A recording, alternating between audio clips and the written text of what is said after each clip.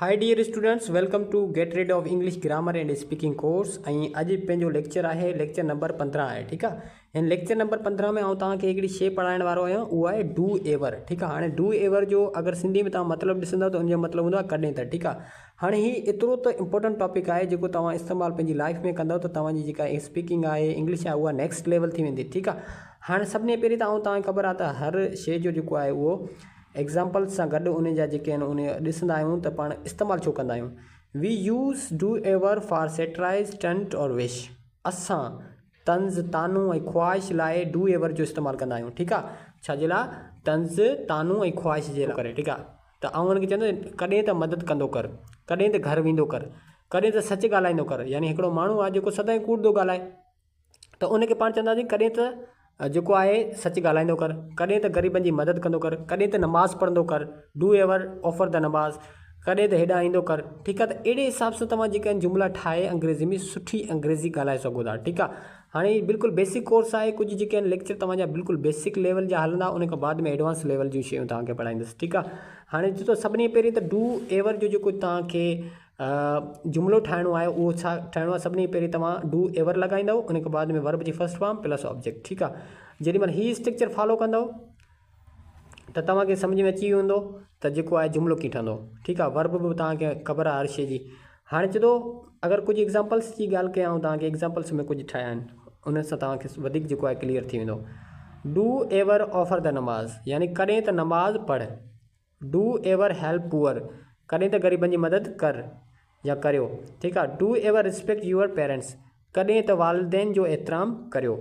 Do ever speak English, कॾहिं त English ॻाल्हायो। हाणे ॾिसो डू एवर जो मतिलबु हूंदो आहे कॾहिं त पाण जेको आहे कंहिंखे तानो हणंदा आहियूं, तंज़ ॾींदा आहियूं, ख़्वाहिश जे लाइ जेको आहे पाण उहो डू एवर जो टॉपिक इस्तेमालु कंदा आहियूं। ठीकु आहे। त उमेदु कयां थो तव्हांखे डू एवर जो कॉन्सेप्ट जेको आहे क्लियर थींदो हूंदो। ठीकु आहे। हीअ नंढियूं नंढियूं शयूं आहिनि पर बिल्कुलु बेसिक आहिनि ऐं एतिरियूं त इम्पोर्टेंट आहिनि जेके तव्हां सोचे नथा सघो। ठीकु आहे। हाणे ॾिसो हिते सभिनी पहिरीं तव्हांखे ख़बर आहे त आउं जेको आहे प्रैक्टिस शीट ॾींदो आहियां।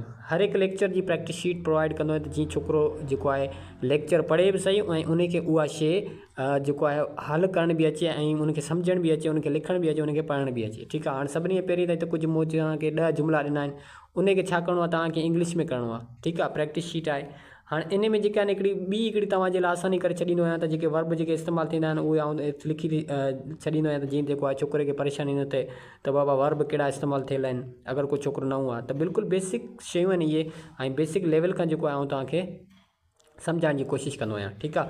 हाणे अचो त एग्ज़ाम्पल्स खे ॾिसूं था, उन खां बाद में तव्हांखे इहे हल करणा आहिनि ऐं ग्रुप में मोकिलणा आहिनि। असां सभु चेक करे तव्हांखे ॿुधाईंदासीं ऐं हिन जो करेक्ट जेका वर्कशीट आहे उनजी आंसर शीट आहे उहा तव्हांखे आउं प्रोवाइड कंदुसि। ठीकु आहे। हाणे चए थो कॾहिं त चांहि पीअंदो कर। हाणे हिकिड़ो माण्हू आहे जेको चांहि पीए ई कोन, उनखे पाण चवंदा कॾहिं त चांहि पीअंदो कर, कॾहिं त शहर वेंदा करियो, कॾहिं त दोस्तनि सां मिलंदा करियो, कॾहिं त जेको आहे जेको किताबु पढ़ंदा करियो, कॾहिं त वर्जिश कंदा करियो, कॾहिं त समुंड जे किनारे ते वेंदो कर या वेंदा करियो। ठीकु आहे। कॾहिं त गानो ॻाईंदो कर या ॻाईंदा करियो, कॾहिं त मिठी शइ ठाहींदो कर, कॾहिं त फिल्म ॾिसंदा करियो, कॾहिं त खीर पीअंदो कर या पीअंदा करियो। ठीकु आहे। हाणे ॾिसो हिन में जेके वर्ब इस्तेमालु थियल आहिनि उहे मां हेॾा साइड में लिखी छॾिया आहिनि। ठीकु आहे। हाणे फॉर एग्ज़ाम्पल जेको वर्ब इस्तेमालु थियल आहे बाबा पीअणु, छा इस्तेमालु थियणु आहे हिते? ड्रिंक माना पीअणु। उन खां बाद में वरी हिते आहे गो माना वञणु, मीट माना मिलणु। उन खां बाद में हिते आहे रीड माना पढ़णु, डू माना करणु। उन खां बाद में आहे सिंग माना ॻाइणु ऐं मेक माना ठाहिणु, वॉच माना ॾिसणु, टेक टी माना चांहि पीअणु। ठीकु आहे। त हाणे इहे सभु शयूं आहिनि तव्हांखे। हाणे हिते उर्दू में लिखियो पियो आहे डू माना करणु, पर उनजो मतिलबु सिंधी में तव्हां करे छॾियो त करणु। ठीकु आहे। डू माना करणु। त इहे बिल्कुलु बेसिक वर्ब हुआ जेके इस्तेमालु थियल हुआ। हीअ तव्हांखे प्रैक्टिस शीट जेका उहा हल करे ग्रुप में सेंड करणी आहे ऐं चेक करे तव्हांखे ॿुधाईंदुसि ऐं हिन जी प्रैक्टिस शीट जो जेको आहे आंसर शीट पिणु तव्हांखे मोकिलींदुसि। ठीकु आहे। आंसर शीट ठही पई आहे ऐं तव्हांखे मोकिले छॾींदुसि ऐं बिल्कुलु ईज़ी टॉपिक आहे, ईज़ी सेंटेंस जा तव्हां जुमिला जेके आहिनि उहे ठाहे सघो था। ठीकु आहे। वरी आउं तव्हांखे रिवाइज़ थो करे छॾियां त जेको आहे लेक्चर नंबर 15 आहे। लेक्चर नंबर 15 में पाण जेको पढ़ियो आहे डू एवर, यानी कॾहिं त। डू एवर सिंधी मतिलबु छा थींदो? असां तंद तानू ऐं ख्वाहिश लाइ जेको आहे डू एवर जो इस्तेमालु कंदा आहियूं। ठीकु आहे। डू एवर ऑफर द नमाज़, कॾहिं त नमाज़ पढ़ंदो कर।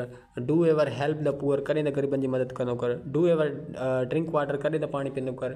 कॾहिं त मानी खाईंदो कर। डू एवर जेको आहे ईट मील, कॾहिं त ॿार पढ़ाईंदो कर। Do ever teach the children. ठीकु आहे। त अहिड़े हिसाब सां तव्हां जेके डेली केतिरा जुमिला ठाहे करे तव्हांजी स्पीकिंग में इस्तेमालु करे सघो था। उमेद कयां थो त इहो लेक्चर तव्हांखे सम्झ में अची वियो आहे।